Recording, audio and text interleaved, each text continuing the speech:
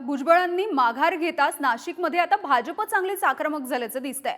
भाजपकडून इच्छुक उमेदवार दिनकर पाटील यांनी एक लेटर बॉम्ब फोडलेला आहे। बावनकुळेंना त्यांनी पत्र लिहिलंय आणि हेमंत गोडसे यांच्यावरती हल्लाबोल केलाय।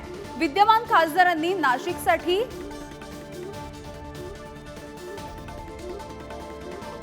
काम न केल्याचा आरोपही त्यांनी केलेला आहे। याविषयी बोलूयात, किरण ताजणे आमचे प्रतिनिधी आपल्या सोबत आहेत।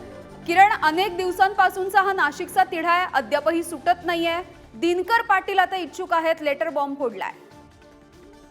त्यामुळे खरं म्हणजे नाशिकच्या महायुतीच्या उमेदवाराचा तिढा काही केला सुटत नाहीये आणि असं असताना आरोप प्रत्यारोपांच्या फैरी आता जडू लागलेल्या आहे। खरं म्हणजे छगन भुजबळांनी निवडणूक माघार घेतल्यानंतर आता शिंदेच्या शिवसेनेची वाट मोकळी झाली अशा पद्धतीची जी चर्चा सुरू झाली होती त्याला या निमित्तानं कुठेतरी ब्रेक लागलाय असं म्हणता येईल। भाजपकडूनच इच्छुक असलेले दिनकर पाटील यांनी थेट हेमंत गोडसे यांच्यावरच हल्लाबोल सुरू केलेला आहे।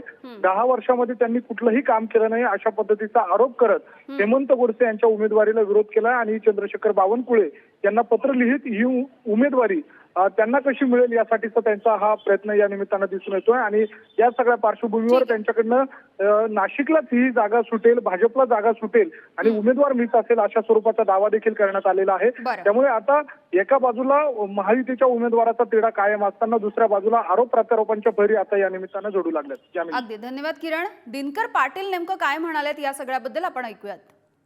नाशिकमध्ये कोण खासदार अशी चर्चा सुरू झाली? भारतीय जनता पार्टीचाच खासदार होणार। ही जागा भारतीय जनता पार्टीच घेणार, कारण भारतीय जनता पार्टीचे 3 आमदार आहे, 100 नगरसेवक आहे। त्र्यंबक मध्ये सत्ता आहे नगर परिषदेत, जवळेली कॅन्टोन्मेंट मध्ये एवढी ताकद असताना 10 वर्ष झाले आमचे 2 आमदार निवडून येत आहेत, म्हणून ही जागा भाजपला सुटेल आणि भाजपचाच खासदार होईल।